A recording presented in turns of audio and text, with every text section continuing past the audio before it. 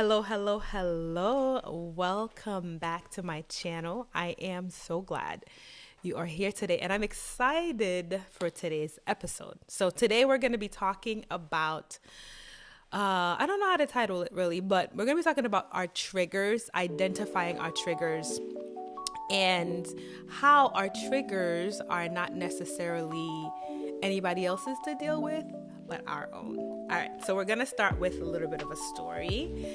Couple weeks ago, my husband was taking my son to get a haircut, and when he was taking our son to go get a haircut, let me give a little bit of background. I had an event that I was preparing for, and usually when I have events that I'm preparing for, it's a very, very busy time, and I tend to be overwhelmed when I have a lot of things on my plate. I'm sure a lot of you can relate. Like when you feel like the day hasn't even started yet and the plate is already full. And usually when I'm in a situation like that, I get pre-overwhelmed, right? It's like, oh, it's just gonna be such a long weekend. There's just so much to do and so little time.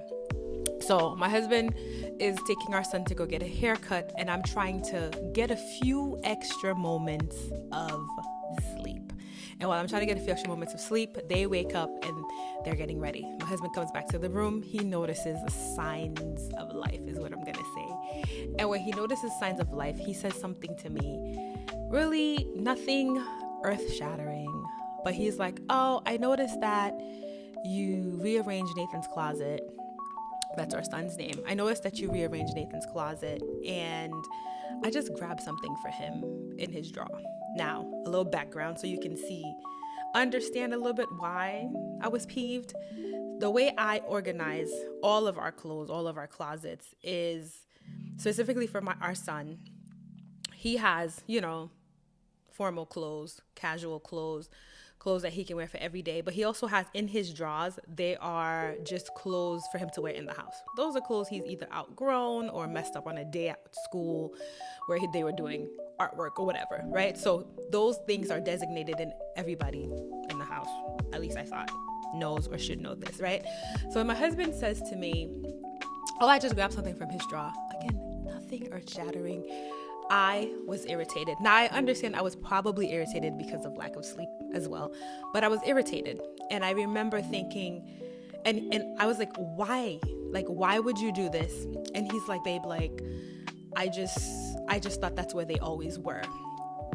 That pissed me off. Actually, no, he didn't say that's where he thought it always were.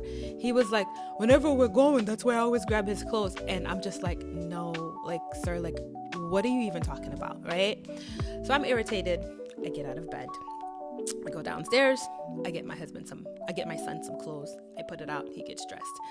But in this season that I am in with the Lord, season of, we talked about it, dependency, season of mastering, killing the flesh, right? I ask questions now. Before, I would roll with the irritation, and it might take a couple of hours before I get over it. But I'm like, God, he didn't do anything. He didn't say anything crazy. Why am I so irritated? Now, I know that I'm probably irritated because I'm tired too. But also I'm like, God, there's no reason why I should be irritated. What is going on here? And also, like, I don't want to give into the urge that I feel to be ignorant because I'm irritated, if that makes sense, right? So I'm like, Lord, help me, because I don't want this to ruin my day. Okay, so I'm talking to the Lord, and as I'm talking to the Lord, I am also going through what just happened. Again, if you're listening, you're like, girl, it's not a big deal, but I know that some of us have had instances in our lives where something triggered us, right? It wasn't nothing big. It wasn't nothing major. It wasn't like a cardinal sin or nothing like that, but we're triggered by something, and we have such a violent reaction to whatever it is. And so I'm going through this whole thing again. I'm irritated, and I'm talking to God. And one of the things I said to my husband was, even if I had rearranged the closet, even if I had moved stuff around, you know me well enough, or you should know me well enough to know that I take extreme pride in making sure that my family looks good when we go out, right? I take extreme pride. Like if my husband looks crazy, if he's going out, I'm like, come back here. And people, my family laughs at me because I'm like, you are going out like you don't have a wife that loves you. And I need you to go out like you have a wife that loves you. So I'll have him come in and change. So I'm like, you should know me enough to know that I take pride in this. This is something that I care about. I want to make sure my family looks put together when they go out. So you should know me better, right? This is replaying over and over in my mind, right? And God is like, did you notice where your mind went? Your mind went to that old place, right? The old place of feeling unseen, the old place of feeling unheard, a place where you're quite frankly not at anymore. When I was a kid, my mom and I've alluded to this a little bit, but my mom and I didn't really see eye to eye. My mom had her own issues. I've learned this growing up. But as a child, I really felt like nobody cared. I really felt like I was unworthy. I really felt like nobody saw me and nobody heard me. And that had been my internal dialogue for so long. The Lord obviously has been working on me, but I don't know if you know this, but even while the Lord is working, those old behaviors, they spring up. And when they spring up, we have a responsibility. Those of us that are on the journey of being whole, we have a responsibility not to respond in the old way. So God is like, did you notice the question you kept on asking yourself? Did you notice the place that you went, which was, you should know me better? Right? And so God is like, I need you to deal with that, because again, you're in a place of safety now. Your mom is not here. This is not the 10-year-old you. This is the adult version of you that has been worked on, and your husband is, and you know this, a place of safety for you. So we're dealing with that. And I'm like, okay, God, you're right. You're absolutely right. I need to now manage how I'm going to respond in this moment, because I don't have to make this a cumulative thing. Sometimes when we are going through an isolated incident, we just add a whole bunch of baggage to it. We just add a whole bunch of lines to it. And we need to learn to deal with things in the moment. What exactly are you feeling? And deal with that. So I just pulled my husband to the side, first of all, apologize for being irritated. And then I just reaffirmed, like, babe, when certain things happen, when stuff like this happen, I'm sorry that I act crazy, but this is where it brings me. It brings me to this place of past trauma, and I'm sorry that I took it out on you. But also, I would really appreciate it if you paid a little bit more attention, right? Because we talk about these things. This is our house. We should both know how things are ran. Now, catastrophe averted. However, my husband leaves, and again, I'm still kind of going through things in my mind. The Lord manages to calm me down. And then, of course, how many of us know this, that when we're having a good moment with God, when we've had a little bit of victory, the enemy is right on the heels of that victory, looking to pull you right back into the crazy, right? So I'm okay, I'm good. And a little while later, I start to think, okay, yeah, it was my responsibility. That's true that I went to that place of the unhealed me. However, right, we've been married for almost 18 years. He should know better. And this right here is why I love God. I mean, I love him for so many other reasons. But after I said that, the Lord said to me, the better question is not, why does he still not do what you want him to do after all these years? The better question is, why are you still triggered after all these years? Ladies and gentlemen, I was like blown away. I was like, wow. Like, God, this man surprises me so much. I was just like so shocked. I was like, God, like, you're absolutely right. You are absolutely right. And as I was thinking about it, continuing to conversate with the Lord, because as we're in this season of being better and we're in the season of healing, one of the things I'm really understanding is communication with God. Constant communication with God is so key for us to really be able to get out of the old and really step into the new. So I'm talking to God and I'm like, okay, wow, you're right. Because as much as I want to focus on him not changing, which is not in my control. Like my husband or whoever it is that I am or you're engaged in relationship, our job is not to track their progress. Our job is not to be out here. My father was a school teacher, and I used to always say my dad always has the proverbial red pen in his hand to correct. Our job in these relationships is not to have the proverbial red pen in our hand, and we're judging and we're checking off every single mistake and leaving ourselves unchecked, leaving ourselves unlooked at. Our job is to look to our own self and go and work with God so that God can change us. But oftentimes we're so busy in our triggers and our traumas, which are real. I'm not trying to negate the fact that we've been hurt.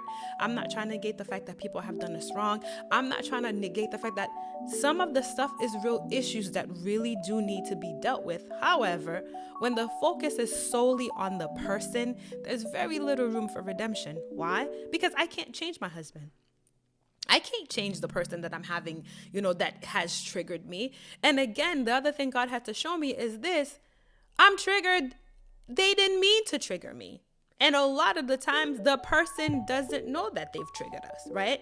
So if they didn't mean to do it and they don't know about it, how can they deal with it? How can they even begin to deal with what they're not aware of? My husband knows the traumas that I've been with. My husband knows the situations that I've endured as a child, as an adult. However, in that particular moment, he doesn't know. He doesn't know that this particular action is going to produce this particular result in me. And because it's a me problem, which is what the Lord said, that's a you problem, I have to deal with it. So I'm like, okay, God, wow. Now we're getting somewhere, because the more I keep focused on whether or not my husband is going to change, we're going to be at a standstill, because his changing, or whoever it is in your life, their changing is not dependent on your time schedule. However, if you want to focus on you with the Lord, that's something you can control. Because in that moment, I could have chosen to continue to be irritated, continue to be aggravated, or because I know the path that God has me on and I have a desire to be better and I actually can control this, right? I take the focus off my husband and I say, okay, God, work in me. What is it in me that still finds room for me to get to this space? Now, I remember God had given me a revelation, right? A while back. I have been struggling, had been.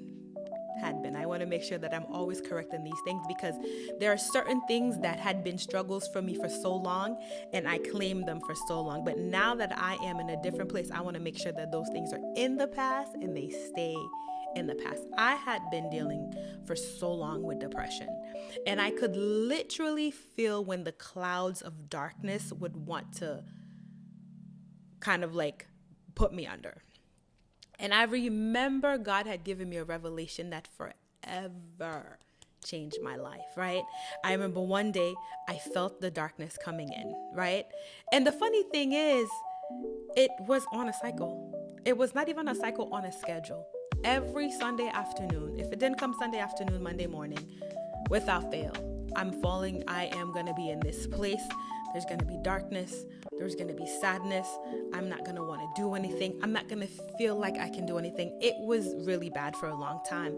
But I had been praying, like, God, this cannot be my life forever.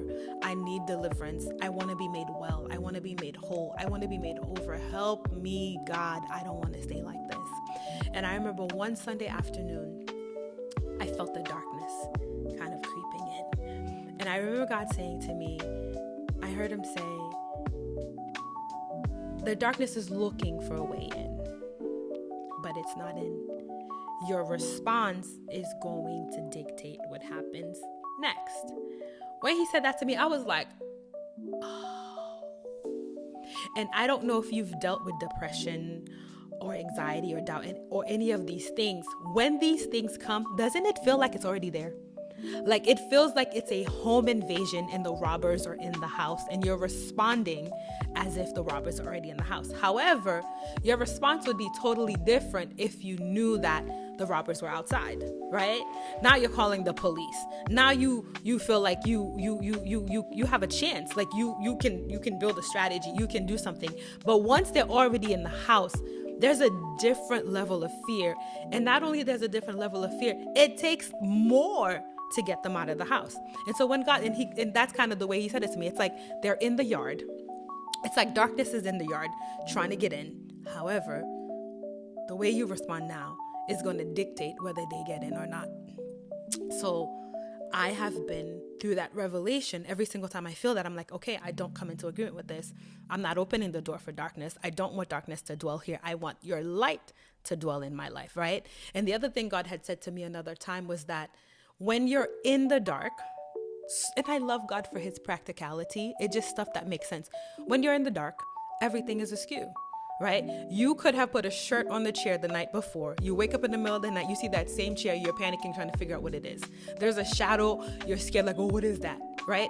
Your mind makes up illusions to kind of adjust to the darkness so that it can make sense. And a lot of times, it's scary, right? And God was like, the devil comes in, he turns off the light so that your vision is obscure, so that you're not seeing clearly, which is why God says, I've come so that you can have life and have it more abundantly.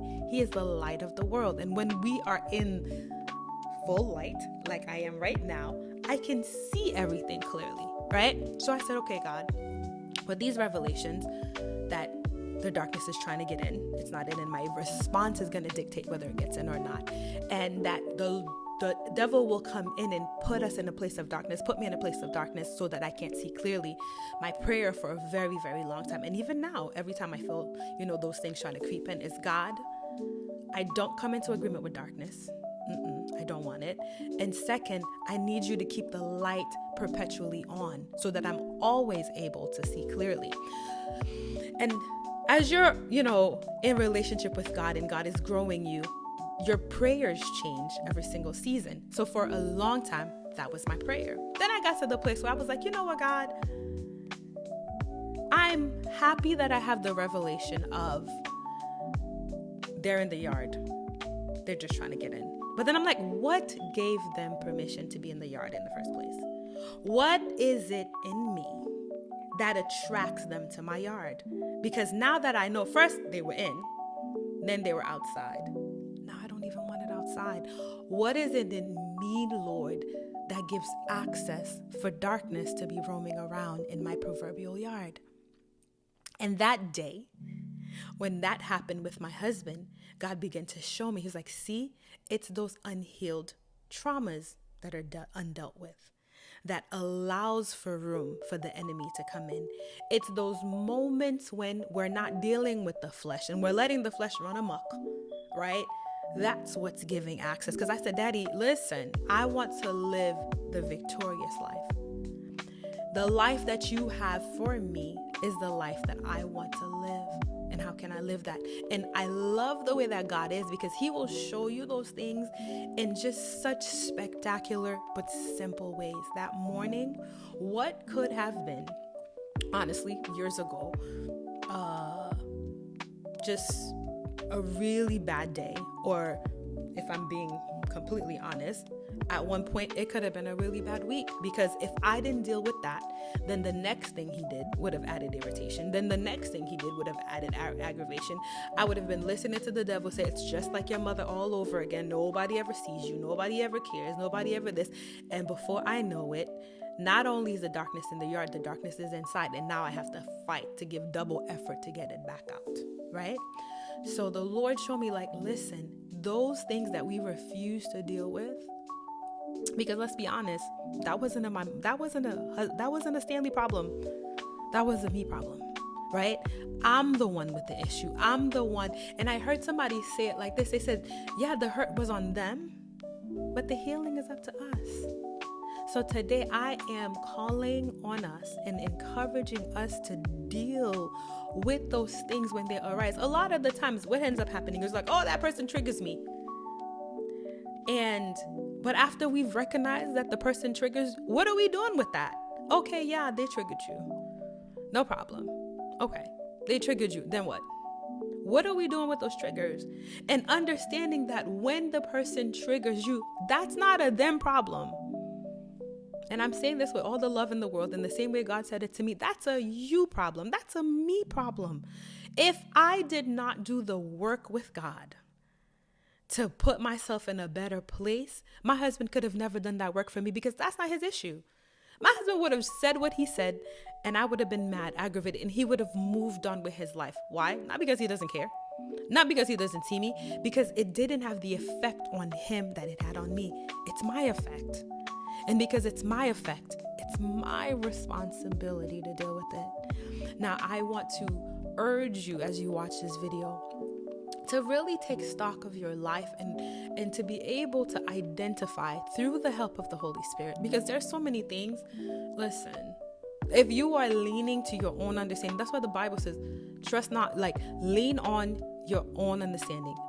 Lean on the Lord's understanding. In all of our ways, we're to acknowledge him, right? And lean on his understanding. His ways is not our ways. His thoughts are not our thoughts. His thoughts are way higher than our thoughts.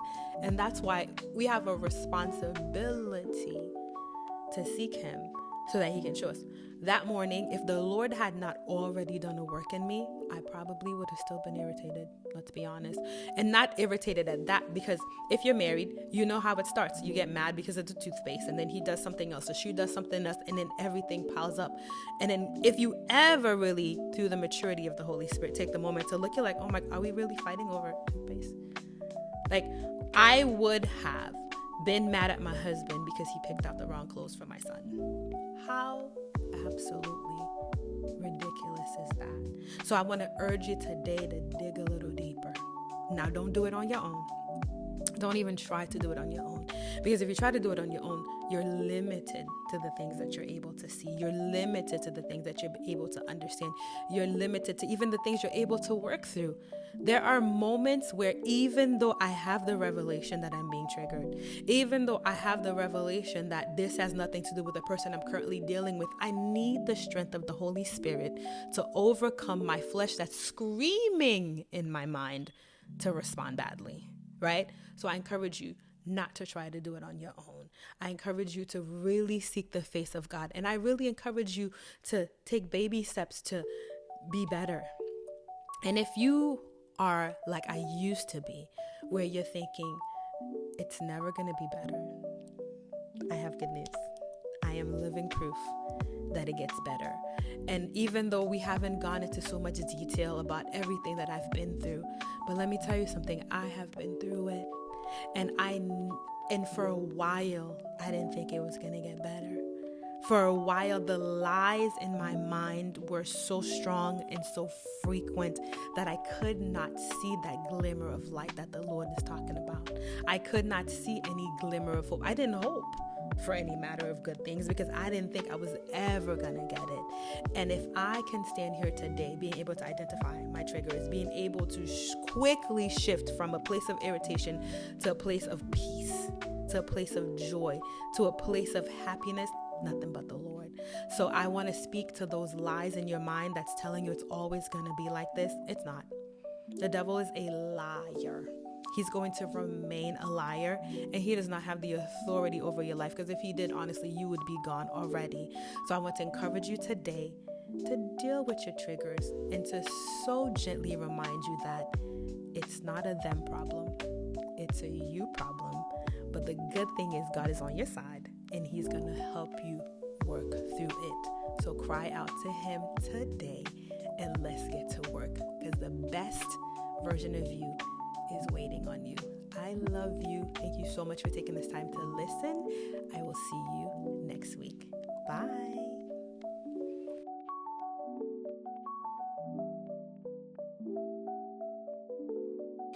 Oh yeah, and if this message blessed you, please like, subscribe, and share. Until next time.